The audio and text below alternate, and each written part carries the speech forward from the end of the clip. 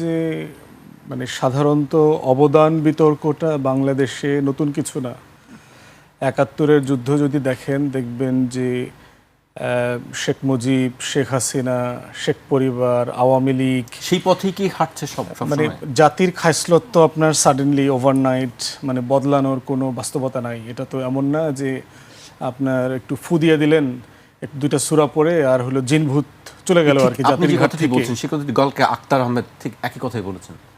এবং এখন হচ্ছে আমি যেটা বলেছি যে একটা তদন্ত কমিটি করা দরকার যে এই ঘটনাটা কেন ঘটলো।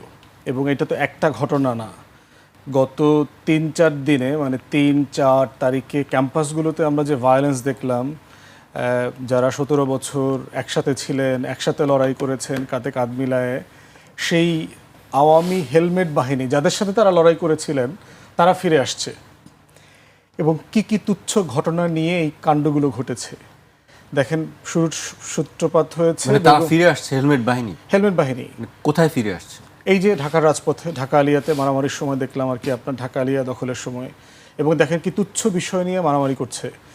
বেগম রোকেয়া বিশ্ববিদ্যালয়ে শিবিরের এক্সিবিশন, তারা কি ছাত্রদল বা বিএনপিতে যোগ দিয়েছে? আপনারা সেটা বলতে চাচ্ছেন? বিএনপির তো মানে এই যে নয়ন, সে তো যুবদলের নেতা, তো মানে হেলমেট বাহিনী যার নেতৃত্বে নামলো ঢাকা আলিয়ার সামনে বেগম রোকেয়া বিশ্ববিদ্যালয়ে, বিষয়টা কি শিবিরের এক্সিবিশনে একটা টপিক দিয়েছে তারা, যে আওয়ামী আমলে বিচারিক হত্যাকাণ্ডের শিকার যারা, সেখানে তারা জামাত নেতাদের ছবিও দিয়েছে, সালাউদ্দিন কাদের চৌধুরীর ছবিও তারা দিছে।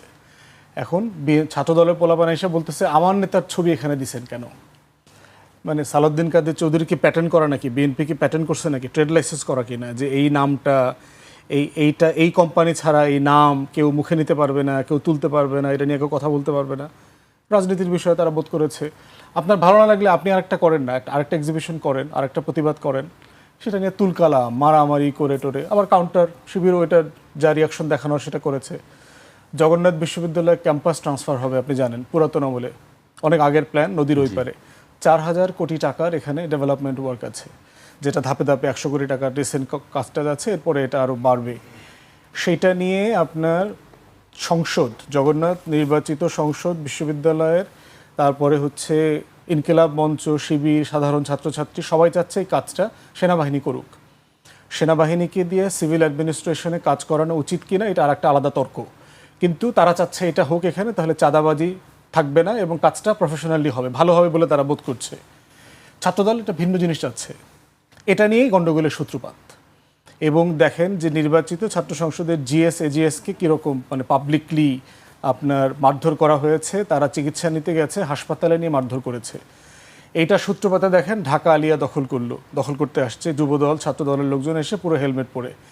এরপরে ঢাকা কলেজে শহীদ পরিবারের সাথে শিবিরের দোয়া মাহফিল, ওখানে ব্যানার টানায় মারামারি। তারপর বরিশাল বিশ্ববিদ্যালয়, তুলারাম কলেজ নারায়ণগঞ্জে।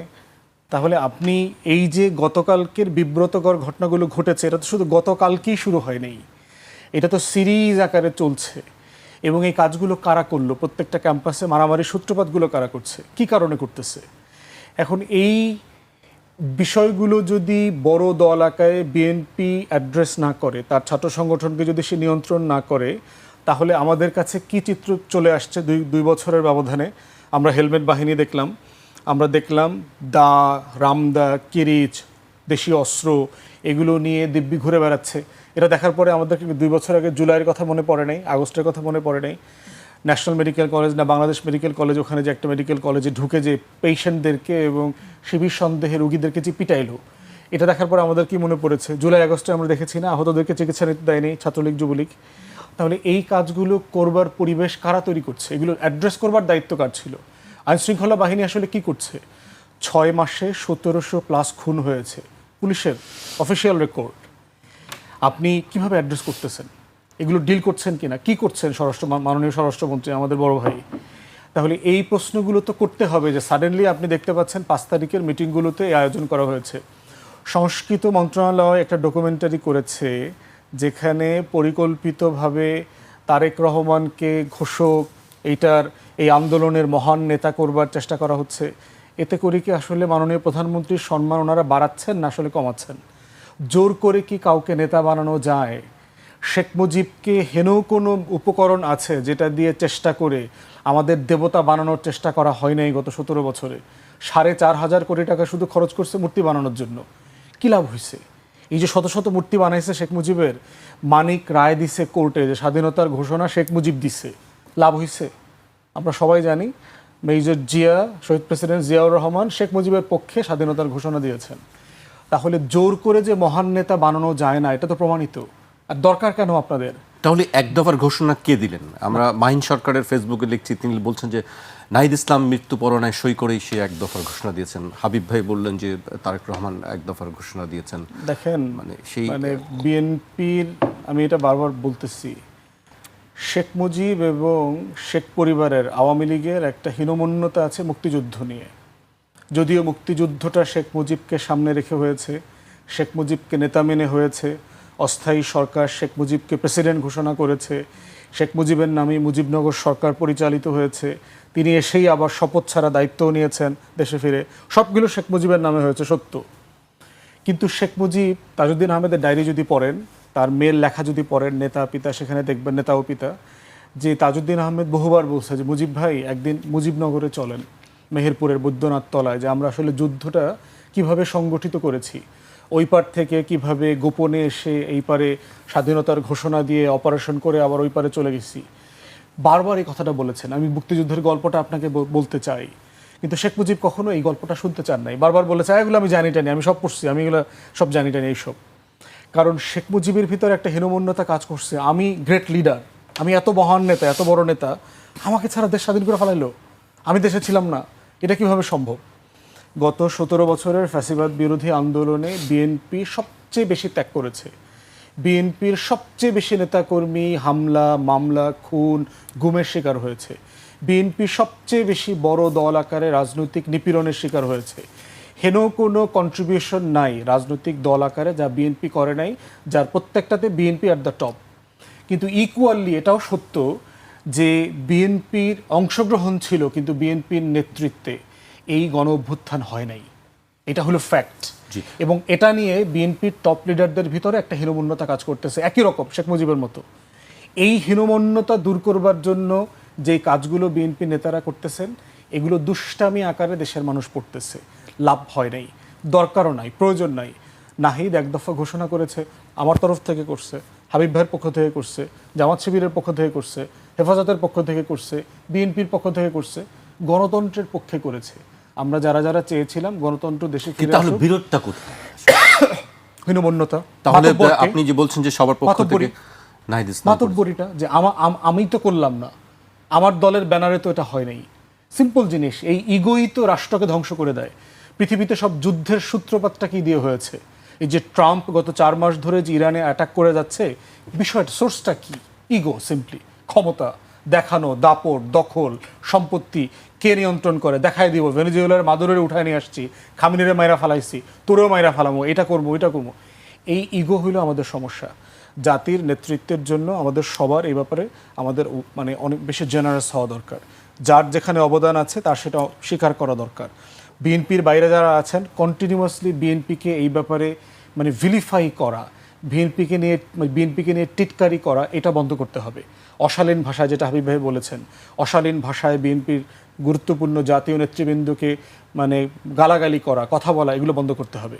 রাজনৈতিক সমালোচনা আমরা সারাদিন করব, হাবিব ভাইয়ের সাথে আমরা সারাদিন দ্বিমত করব, ওনার কথা, ওনার বক্তব্য, ওনার পলিসির বিরোধিতা করব, কিন্তু ব্যক্তিগতভাবে কারো বংশ পরিচয়, ছেলে মেয়ে বউ পরিবার নিয়ে কথা বলাটা খুবই অশুভ। তাহলে এক দফার ঘোষণা কে দিয়েছে? আপনি তো বলছেন নাহিদ দিয়েছেন। আমি আপনার কাছে আবারও আসবো।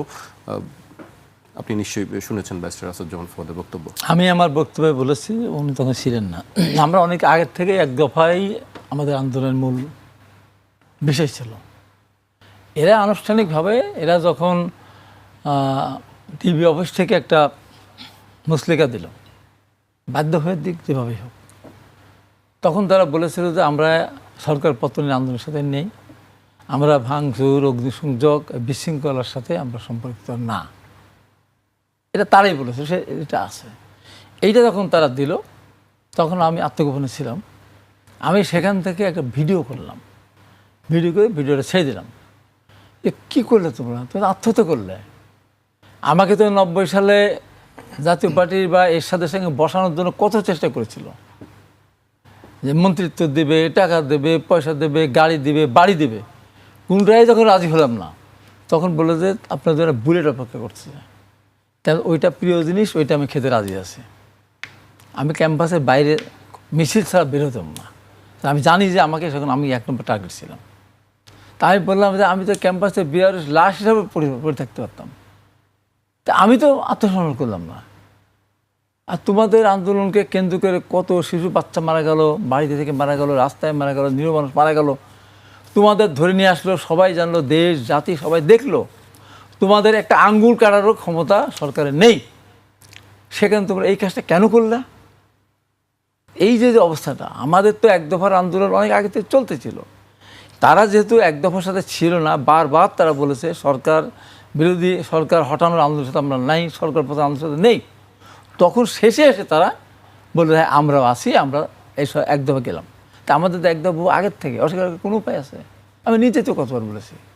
এইটা নতুন করে এটাকে সামনে নিয়ে আসার তো কোনো দরকার নেই। আমাদের তো চলমান 1 দফা, বহুদিন আগের থেকে আমরা 1 দফা আন্দোলন করেছি, সরকারের সাথে আর কোনো আপোষ নেই। তো এখন এইটা নিয়ে, এখন ধরেন এরা যেটাই বলুক না কেন, সারা দেশ জাতি গোষ্ঠী তো নানামতো, তাহলে কি এই কয়জন মিলে কি পারতো? এবং এখানে সবচেয়ে বড় মানে আন্দোলনটা ছিল বৈষম্যবিরোধী আন্দোলন। দেখেন এই যে টোটাল আন্দোলনে যারা একটা পর্যায়ে গিয়ে আন্দোলনের দায়িত্ব কাঁধে নিল কারা? সাধারণ মানুষ আর বেসরকারি বিশ্ববিদ্যালয়ের ছাত্রছাত্রীরা। এরা এই বাংলাদেশে যত আন্দোলন হয়েছে, সারা পৃথিবীতে যত আন্দোলন হয়েছে, কোন আন্দোলন দেখিনি যে বাবা তার 2 বছরের শিশুকে কাঁধে করে নিয়ে আন্দোলন মাথায় আসছে, মা তার মেয়েকে নিয়ে রিক্সাকে নামিয়ে দিয়ে বলছে মা তুই আন্দোলনে যা, ভাই তার আরেক ভাইকে নিয়ে এসে বলছে তুমি আন্দোলনে থাকো, আমি আসি, পাহারাদার হিসেবে আসি। আমরা দেখেছি না? এটা কোনোদিন এটা হয়েছে? হয়নি। এই আন্দোলনটাকে যে কেউ কুক্ষিগত করতে আমরাই করেছি, তাহলে কি হবে? এবং শেষ করি, এবং বাংলাদেশের ইতিহাসে 52 সাল থেকে শুরু করে এ পর্যন্ত যত ইতিহাস আপনি দেখেন, ঢাকা বিশ্ববিদ্যালয় সব আন্দোলন নেতৃত্ব দিয়েছে, ঢাকা বিশ্ববিদ্যালয়ের ছাত্ররা জীবন রক্ত দিয়েছে, আহত হয়েছে, রক্ত দিয়েছে। এই একটা আন্দোলন হলো যে আন্দোলনে ঢাকা বিশ্ববিদ্যালয়ের একজন কেউ আত্মহত্যা দেয়নি, শহীদ হয়নি, মারাত্মকভাবে আহত হয়নি। বুঝতে হবে জিনিসটা। এবং এই যে আপনার সমন্বয়কের কথাটা বলেন, এই যে দীর্ঘদিন ধরে যে সমন্বয়কের দায়িত্ব পালন করছে, বেসরকারি বিশ্ববিদ্যালয়ের কোনো ছেলে বড় ধরনের সমন্বয়কের নাম আমরা খুঁজিনি। যত সুযোগ সুবিধা যা বলার উপদেষ্টা হওয়া সব হওয়া এই ঢাকা বিশ্ববিদ্যালয় যারা ছিল তাদের মধ্যে থেকে হয়েছে। এখন এই যে একতরফাভাবে দাবি করা, একতরফা সমস্ত ক্ষমতা কুক্ষিভূত করা, এটা এই নেশাটা কাদের মধ্যে? বিএনপি এর ভিতরে যাওয়ার দরকার নেই, কারণ বিএনপি যদি তার তালিকা তৈরি করা হয় 15.5 বছরে লক্ষ লক্ষ মানুষের নামে মামলা হয়েছে, আমরা হাজার হাজার মানুষ জেলে গেছি, আমাদের অনেক লোক গুম হয়েছে, খুন হয়েছে। তো সেই বিএনপিকে আপনি মনেই করেন না যে আন্দোলনে বিএনপি কোনো অবদান আছে? কথায় কথায় বলেন তো পারেন না, তাই পারে নাকি? 52 সালে ভাষা আন্দোলন শুরু হয়েছিল, আমাদের 71 সাল পর্যন্ত আমাদের যেতে হয়েছে। 90 সালে আমরা 82 থেকে আন্দোলন শুরু করেছিলাম, 90-তে এসে উৎখাত করেছে। ধারাবাহিকতা এই একদিনে এটা হয়নি, ধারাবাহিকতা দীর্ঘদিন ধরে 2008 সালের পর থেকে ধারাবাহিকতা হতে হতে হতে হতে শেষে এসে মানুষ অতিষ্ঠ সেখানে হয়ে গেছে। আমরা তো বলতে পারি, আমি আমান খোকন মিলন আলম টালম মিলিয়ে আমরা 90 করছি, তা তো বলি না। শুরু হয়েছে সেই 15 ফেব্রুয়ারি থেকে দীপালি শাহ, জাফর, জয়নাল, এদের রক্তদানের মধ্যে দিয়ে ধাপে ধাপে সেলিম রাবণ মিলন। এই জিনিসটা সবাইকে স্বীকার করতে হবে। বিএনপিকে নিয়ে এই সমস্ত কথাবার্তা বলা, এই জিনিসগুলো আমার মনে হয় মোটেও হচ্ছে না। আর যেহেতু বিদেশি মেহমান ছিল, পরে বলা যেত যে না, এটা এই জায়গাগুলি সংসদ কি মনে হয় আসলে কেন এই বিষয়গুলো নিয়ে আসছে? এটার খুব সহজ সমাধান আছে। আপনি অ্যাসেম্বলি এলাকার যে ডিসি আছে, ডিসি সাহেবকে দিয়ে একটা কমিটি করে দেন। প্রত্যেক জেলাতে এটা করা দরকার। যেমন আমার এলাকাতে আমি সম্প্রতি শুনলাম যেই 5-6 জনের কবর আমি জিয়ারত করেছি জুলাই শহীদ হিসাবে, তার ভিতরে একজন ছাত্রলীগের কর্মী ছিল, মারামারি করতে গিয়ে ওখানে গুলি খেয়ে মারা গেছে। কিন্তু সে জুলাই শহীদ আকারে একদম ফলক টলক, যেটা সরকারি ফলক টলক আছে, এটা লাগানো আছে, এবং আমি তার কবরও জিয়ারত করে আসছি, গেজেটভুক্ত আর কি। তো এখন আমার মনে হয় যে একটা কমিটি করা দরকার, প্রত্যেক জেলাতে ডিসিদেরকে দায়িত্ব দিলেই হয়। আপনি জুলাই শহীদ হিসাবে যাদেরকে তালিকাভুক্ত করা হয়েছে তাদেরকে স্থানীয় ইনভেস্টিগেশনের মধ্য দিয়ে সারা দেশে হতে পারে, অসম্ভব কিছু না। আপনি ধরেন মানে অভাব অনটনের দেশ, টাউট বাটপারের দেশ, সোনার বাংলায় অসম্ভব বলে কোনো জিনিস নাই, এটা অপার সম্ভাবনার একটা দেশ। আপনি রোড অ্যাক্সিডেন্টে মারা গেছে এমন লোকও জুলাই শহীদদের তালিকাতে আছে, ট্রিটমেন্ট নিতে ঢাকা মেডিকেলে আসছে আন্দোলনের সময়। তো এটা বিশাল সুযোগ পেয়ে গেছে। একই সময় সে তো আহত হয়েছে কথা সত্য, তার একই টাইমে আন্দোলনের সময় তার মেডিকেল এভিডেন্স আছে। এরপরে হচ্ছে যে ওই মেডিকেল এভিডেন্স জমা দিয়ে সে আপনার তালিকাভুক্ত হয়ে গেছে। আবার বহু শহীদ তালিকাভুক্ত হতে পারে নাই কারণ তার মেডিকেল এভিডেন্স নাই, শর্তের ভিতরে আছে। কারণ ওই সময় জানেন যে অনেক হাসপাতাল চিকিৎসা দিয়েছে, কাগজ দেয়নি, সরকার বলে দিয়েছে যে কাউকে ট্রিটমেন্ট দেওয়া যাবে না। এই বিষয়গুলো কি আগে ঠিক করার দরকার ছিল না? সেটা না করে আমরা করছি যে আসলে কার ছিল যে আমরা, এবং এটা বারবার দাবিও করেছি যে একটা কমিটি করা, ছাত্রদেরকে দিয়ে শহীদদের তালিকা করার যে দায়িত্বটা সরকার দিয়েছিল অন্তর্বর্তীকালীন সরকার, এটা একটা ভুল সিদ্ধান্ত ছিল। এটা আসলে একটা জাজকে দিয়ে একটা হাই পাওয়ার্ড কমিটি করে দেওয়া দরকার ছিল, যাদের অধীনে ছাত্ররা হয়তো কাজ করতে পারতো। কিন্তু সেটা না করে, যেমন ধরেন ছাত্র যদি ডিসিকে ফোন দিয়ে বলে যে আপনার এখানে কে কে শহীদ হয়েছে আপনি আমাকে বলেন, মানে আপনি জুলাই অভ্যুত্থানে যাই করেন না কেন, আপনি তার ছেলের বয়সী, তো ডিসি আপনার কথা কেন শুনবে? তো এই বাস্তবতাটা আমার কাছে মনে হচ্ছে যে এটা ইমিডিয়েটলি সমাধান করে ফেলা দরকার। তা না হলে ৭১ ব্যবসার যে ঘটনাগুলো ঘটেছে, ওই চেতনা ব্যবসাগুলো আগামী কয়েক বছর পরে মোটা দাগে ফিরে আসবে। বিএনপি ইতিমধ্যে দেখেন বিএনপির শহীদের তালিকা আলাদা করে করতেছে, অন্য দল তার শহীদের তালিকা আলাদা করে করতেছে। এটা খুব ভয়ঙ্কর ব্যাপার। কোনো দলকে শহীদের তালিকা আলাদা করে করতে দেওয়া যাবে না। দলকে করতে দিলেই এখানে ব্যবসার প্রশ্ন চলে আসবে। ইতিমধ্যে দেখেন সরকারের প্ররোচনায় শহীদ পরিবারের এক অংশকে দিয়ে সোসাইটি করেছে, শহীদ পরিবারের আহত পরিবারের আর এক অংশ দিয়ে অ্যাসোসিয়েশন করেছে। মানে এটা ডিফারেন্ট মন্ত্রণালয় চালাচ্ছে, সরকারের বিভিন্ন গ্রুপ এটা চালাচ্ছে। অথচ অন্তর্বর্তীকালীন সরকার একটা প্রতিষ্ঠান করে দিয়েছিল জুলাই শহীদ স্মৃতি ফাউন্ডেশন, তারা এই পুরো ব্যাপারটা দেখবে। সেখানে আবার ফান্ডিং অফ করে দিয়েছে আমলারা। মুক্তিযুদ্ধ মন্ত্রণালয় টাকা দিচ্ছে না, গত ৫-৬ মাস ধরে সেখানে বেতন পাচ্ছে না। সরকারের কথা ছিল ৩০০ কোটি টাকা দিবে পুনর্বাসনের জন্য, ১০০ কোটি টাকা দেওয়ার পরে আর টাকা দিচ্ছে না। তো এই কাজগুলো আমরা ৭১-এর বাস্তবতার পরেও শিখি নাই। আমার কাছে মনে হয়েছে সময়টা পার হয়ে যায় নাই, খুবই রিসেন্ট ঘটনা, ২ বছর। আমাদের ইমিডিয়েটলি এটা প্রশাসনিক কাঠামোর মধ্য দিয়ে একটা ট্রান্সপারেন্ট মেকানিজম ডেভেলপ করা দরকার, যেন এইটা নিয়ে কোনো দল, সরকারি দল, বিরোধী দল, কোনো দল যেন এটি ব্যবসা করতে না পারে। জি, আমি হাবিব ভাইয়ের কাছে আসছি। হাবিব ভাই, আজকে সময় খুবই কম, আমি খুব ছোট করে একটি বিষয় উল্লেখ করতে চাই। জামায়াত আমির একটি বক্তব্য দিয়েছেন, জুলাই গণ অভ্যুত্থান সবার হলে এত দলীয়করণ কেন হচ্ছে সে প্রশ্ন তুলেছেন বিরোধী দলীয় নেতা ও বাংলাদেশ জামায়াত ইসলামের আমির শফিকুর রহমান। তিনি বলেছেন, এই জুলাই আমাদের সকলের যদি হয় তাহলে জুলাইকে আমরা কেন রাজনীতিকরণ করব? এটা তো হওয়া উচিত নয়। তিনি বলেছেন যে দলীয়করণ করা হচ্ছে। আমি ওনার প্রশ্নের উত্তর দিয়ে দিই। জি, যে ৫ তারিখের পর ঢাকা বিশ্ববিদ্যালয়, চিটাগাং বিশ্ববিদ্যালয়, কুমিল্লা বিশ্ববিদ্যালয়, রাজশাহী বিশ্ববিদ্যালয়, বিভিন্ন জায়গায় বিশ্ববিদ্যালয় কারা ছিল, ভিসি ছিল কারা? সবারই তো হয়ে থাকে, তো ওনাদের ভিসিগুলি ওনাদের হলো কেন? প্রশাসনে আমি তো নির্বাচনটা করলাম, ওখানে আমার ডিসি ছিল জামাত, ইউনো জামাত, দুই উপজেলা ইউনো জামাত, কেন? এই যে তারা বলতেছে যে তাহলে সবার, ওরা তো সব নিজেদের করে নিয়েছিল, সে কথা মনে ছিল না। আজকে খুব পরিষ্কার যে জিনিসটা বলতে চাই যে আহসান ফুয়াদের সাথে ওই ক্ষেত্রে আমি একমত যে স্বাধীনতা যুদ্ধের পর আমার নিজস্ব ক্ষেত্রে আমি তো মুক্তিযুদ্ধে গিয়েছিলাম। লাস্টে আমার হায়ার ট্রেনিং যখন দেবে তখন আমাদেরকে বলে দেয় দেশে ফিরে যান, আমাদের সার্টিফিকেট দিতে যায়নি, এখনও নেই। ও যারা মুক্তিতে বিরোধ করেছে অনেক আছে, বিরোধ করে রাজাকার, তারা মুক্তিতে সার্টিফিকেট নিয়ে আপনার একের পর একটা তাদের ছেলে মেয়েদের চাকরি বাকরি করে দিয়েছে। আমরা সেটা দেখতে চাই না। যেমন ওইটা বলেছে বিএনপির ওই নেতা, সেটা সঠিকভাবে যদি বলে থাকে অবশ্যই সেটা তাকে বাদ দিতে হবে। ঠিক তেমনিভাবে এর মধ্যে যারা ওই যেটা বললো চিকিৎসা নিতে এসেছে বা অন্য কোনো অ্যাক্সিডেন্ট হয়েছে, আপনি বলছেন বিএনপি নেতা বলছেন যে ছিন্ন জুলাইজন, কিন্তু তার পক্ষে তো আরেকজন আছে যে জামায়াতের বলছেন যে সেটা এখন তার নিরপেক্ষ এখন বিচার করুক।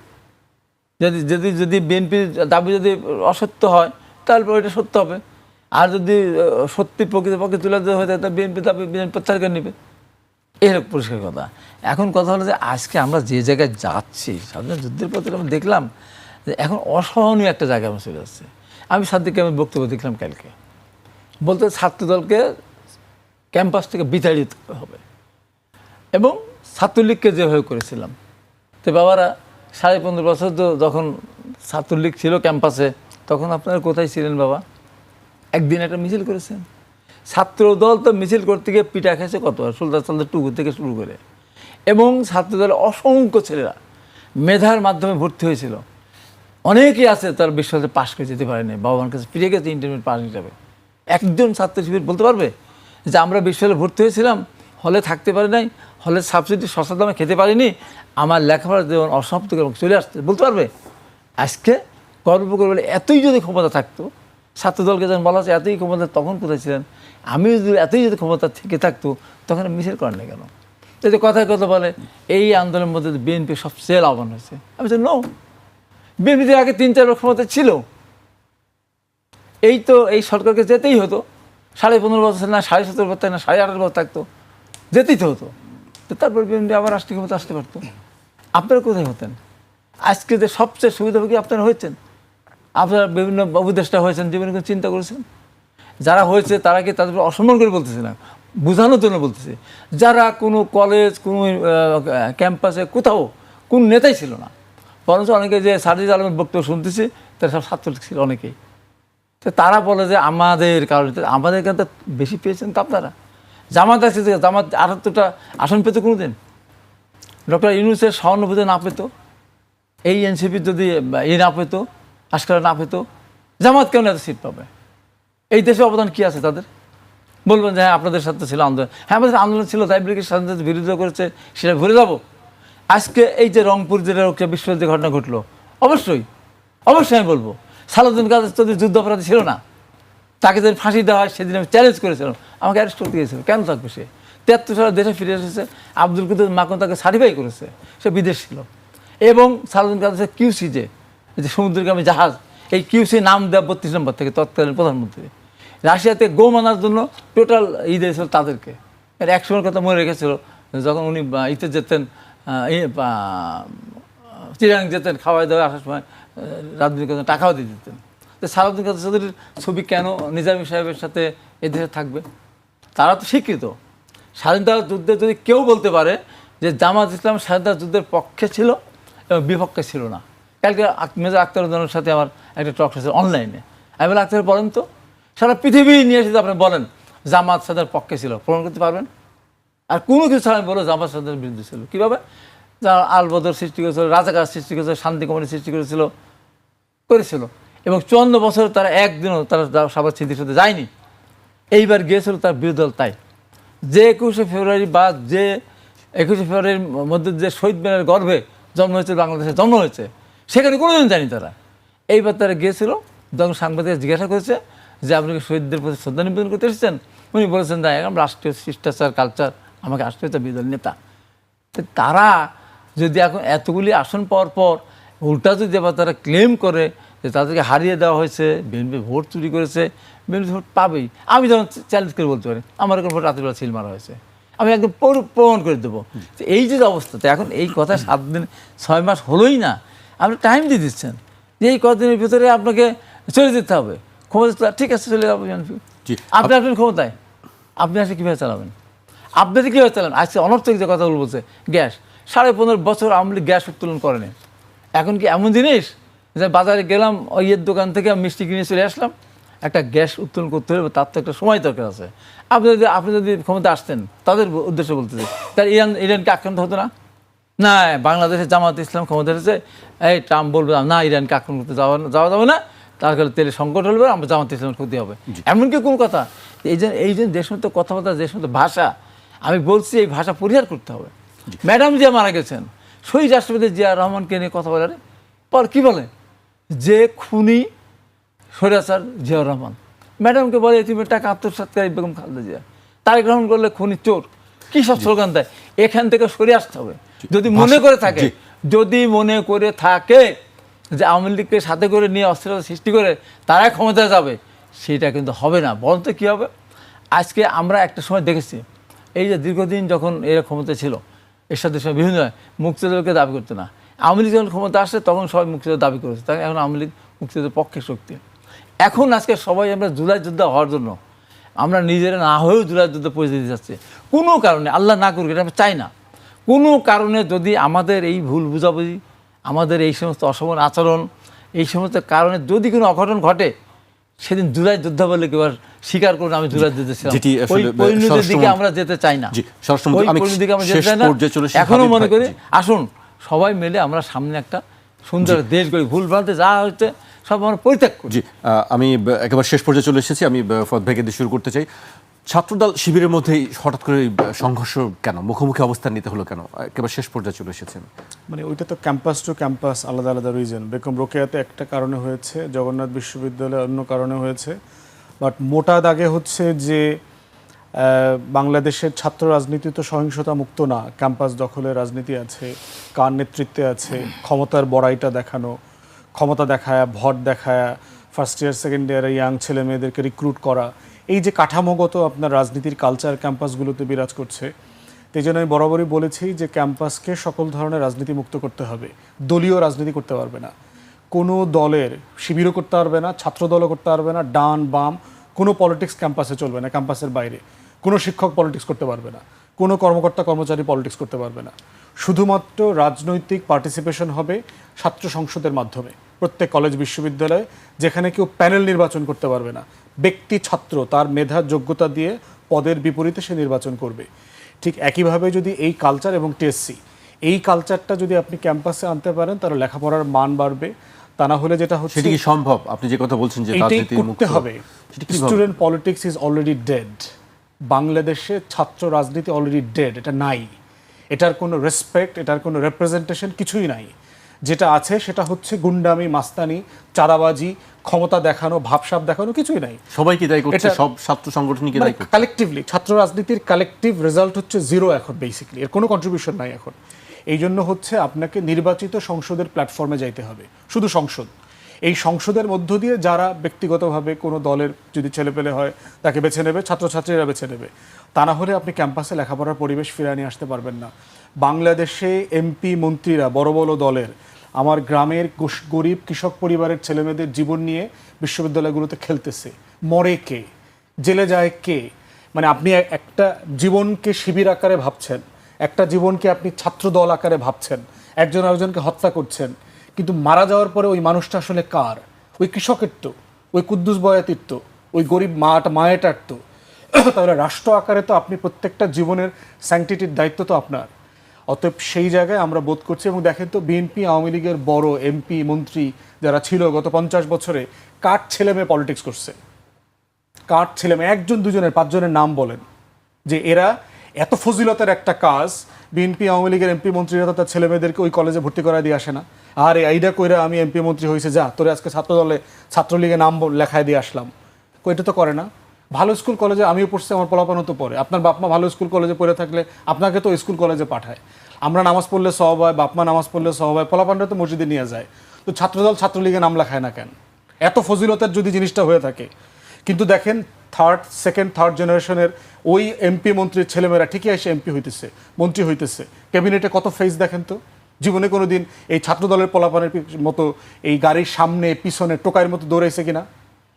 এমপি মন্ত্রী হইল কেমনে? কি কাজ করছে? বহু এমপি মন্ত্রী হয়েছে, আমরা তো কোনোদিন দেখি নাই একটু ঘাম ঝরাইছে। ছাত্রদলের হাজার হাজার নেতাকর্মীর ভিতরে তার গত 17 বছরে কোনো অবদান আছে ফ্যাসিবাদ বিরোধী আন্দোলনে? দেশেও ছিল না, এরা এমপি মন্ত্রী হইল। কিসের ভিত্তিতে হইল? তাহলে আপনি আসলে কাদের জীবন নিয়ে খেলতেছেন? তাহলে আমরা চাই আপনার ছেলে মেয়ে, নিজের ছেলে মেয়েকে আপনি যত টাকা প্রোটেক্টিভ মনে করেন, তাকে ইংলিশ মিডিয়ামে পড়াইতে হবে, তাকে বিদেশে পাঠাইতে হবে, তাকে সিঙ্গাপুরে মরার আগে ট্রিটমেন্টের জন্য পাঠাইতে হবে। তাহলে কৃষকের ছেলেমেয়ের জন্য চিন্তা করছেন না কেন? পাবলিক ইউনিভার্সিটিতে পড়ে কারা? গ্রামীণ, নিম্নবিত্ত, মধ্যবিত্ত, কৃষক পরিবার, স্ট্রাগলিং ফ্যামিলির ছেলেমেয়েরাই তো পড়ে। এই চিন্তাটা কে করবে? তাহলে রাষ্ট্র আকারে সবাইকে করতে হবে। কারণ সেটা কি এর যে করছে? লস, এই কথা তো আমরা বছর যুগ যুগ বলতেই হবে, বলে যাইতে হবে। এবং করবেটা কি? এবং এটা বাধ্য হয়ে করতে সেই হবে। এই কারণে, পরিবর্তনটা কই? কারণ হচ্ছে ছাত্র রাজনীতির কোনো আপিল নাই। ছাত্র সংগঠন, রাজনৈতিক সংগঠনের নেতৃত্বে মানুষ নামছে না। হাবিব ভাই যে বারবার বলছে তাদের নেতারা এক দফার ঘোষণা দিচ্ছে, তো মানুষ নামে নাই কেন 17 বছর? ওনাদের পিছনে কোটি কোটি মানুষ নামে নাই কেন আবাবিলের মতো? ওই 36 জুলাই পোলাপানের পিছনে নামছে কেন? এই বাচ্চা কাচ্চা পোলাপানের পিছনে, নাম পরিচয়হীন পোলাপানের পিছনেই তো নামছে। এটা আপনাদেরকে আত্মসমালোচনা করতে হবে যে আমরা 3 বার ক্ষমতায় ছিলাম, আমাদের সারা দেশের গ্রামে গঞ্জ পর্যন্ত কমিটি আছে, ডাকলে মানুষ নামে না কেন? ভ্যাট বিরোধী আন্দোলন, কোটা বিরোধী আন্দোলন, বৈষম্য বিরোধী আন্দোলন, কোনো আন্দোলন, রোড সেফটি আন্দোলন, একটাও কেন ছাত্র সংগঠনের নেতৃত্বে হয় নাই? প্রত্যেকটা ছাত্র সংগঠনকে এই প্রশ্ন করতে হবে। আজকে সবাই নেতা হয়ে আসছে না, পিছন দিয়ে আমি ডাক দিছিলাম, ওইখান থেকে আমি ওইখানে লোক পাঠাইছিলাম, ওইখান থেকে আমি এটা লিখে দিছিলাম, ওইখান থেকে আমি এটা পাঠ করতে কইছিলাম, হ্যারে কইছিলাম ওইটা করেন, সব পিছনে পিছনে করছেন। তা আপনারা সামনে আসেন নাই কেন? কারণ আপনারা জানেন আপনারা সামনে গেলে মানুষ নামবে না আপনাদেরকে। আপনাদের চরিত্র এত সুন্দর, ফুলের মতো পবিত্র। এই আত্মসমালোচনা রাজনৈতিক ছাত্র সংগঠনের মূল দলগুলোকে করতে হবে। আমরা হাবিব ভাই 80-র দশকে আমরা বাস করি না। 2026 ফান্ডামেন্টালি ডিফারেন্ট জগৎ। এই জগতে আপনাকে ভ্যালু ক্রিয়েট করতে না পারলে আপনার পাশে এসে কেউ দাঁড়াবে না। আমি আজকে শেষ করে আমার একেবারেই একটু শেষ